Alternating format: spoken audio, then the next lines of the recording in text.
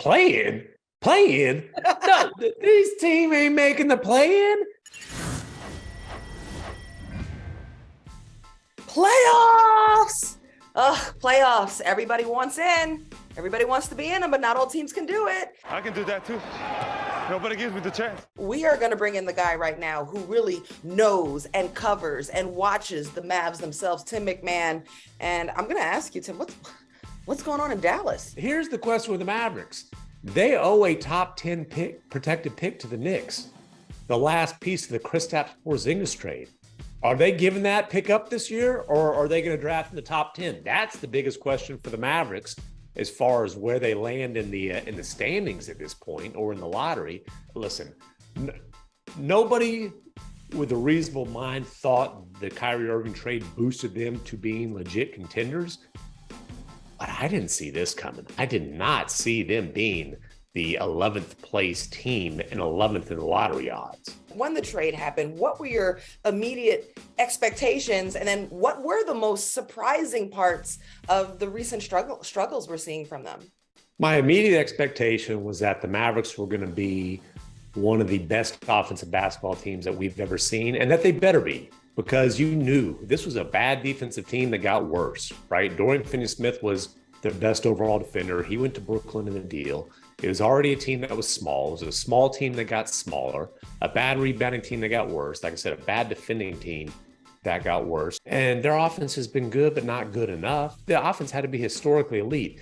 Obviously, injuries, Luka and Kyrie both have spent time out. No excuses, though, because guess what? They've played 13 games together and won 4 of them. To borrow from Klay Thompson, it's a lot more impressive when you say 4 championships and not 4 wins out of 13 games with 2 All-Stars on the floor. Oh, there's a big difference in that.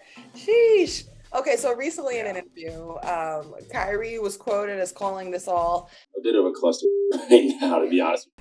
He called their chances of making the playoffs a cluster bleed. Let's clarify that. And you know, it's not really seeming like Luka's having a lot of fun out of there. No, I used to have really fun smiling on court, but it's just been so frustrating. Are you sensing that the Mavericks may be starting to feel regret, or how would you surmise it? Well, I think if we're talking about Mavericks regret, we got to go way back before the Kyrie Irving trade. The regret starts not even last summer, last fall, when they could have signed Jalen Brunson to a 4-year, $56 million extension. This was all set up by losing the second best player on a West Finals team for nothing. Because of that, not only is the second best player gone, but so is the third, Dorian Finney-Smith, the fourth, Spencer Dinwiddie, a 2029 unprotected first-round pick. Now you're even more handcuffed with what you can do moving forward. And we'll see. We'll see about Kyrie.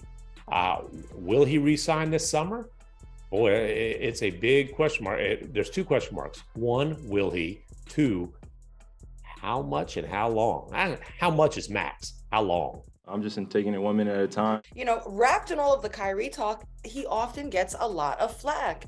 And in this situation with the Mavs, though, I feel like there have been a lot of people standing up and saying, wait a second, we can't just point fingers at Kyrie Irving for how this is going. So where do you stand as far as how he's done in an interesting situation? And then, you know, where does accountability lie?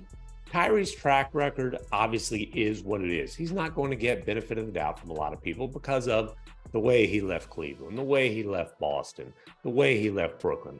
I get all that. I'm just here to tell you, based purely on Kyrie Irving's, what he's done since he's been in Dallas, he has not been a problem. He has not created problems. He has been a professional. He has been a good teammate. For the most part, he's performed well.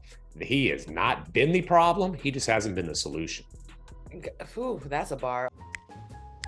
So if they don't make the playoffs, Tim, like what does that mean for the franchise, for the Mavs, for Luka's sanity, for Kyrie, if they don't make it?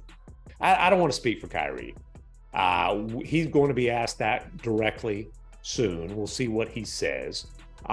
It will be interesting to see what the market is. And clearly the Mavericks are going to have to come strong with a long-term offer. They can't try to nickel and dime this one and get cute.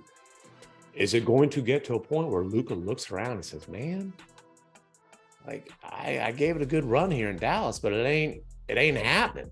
There is real reason for concern in Dallas. I'll say that. Speaking of rumblings and whispers, and I'll get you out on this one. We saw Joel Embiid and Luka Doncic. They were at half court.